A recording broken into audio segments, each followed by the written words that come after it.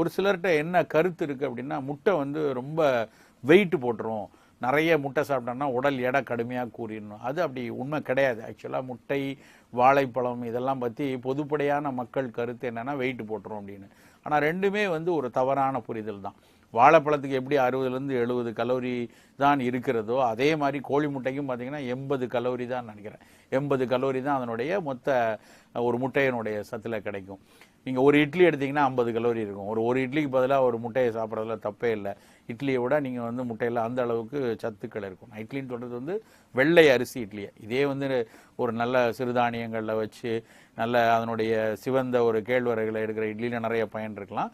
But முட்டையில் எடுத்தீங்கன்னா உங்களுக்கு அந்த 80 கலோரியில் கூடுதலாக நிறைய பயன் கிடைக்கும், நிறைய புரதங்கள் கிடைக்கும், நிறைய விட்டமின்கள் கிடைக்கும். ஸோ அதனால் வளரக்கூடிய குழந்தைகள், சின்ன குழந்தைங்க காலையில் வேகமாக பள்ளிக்கு கிளம்பக்கூடிய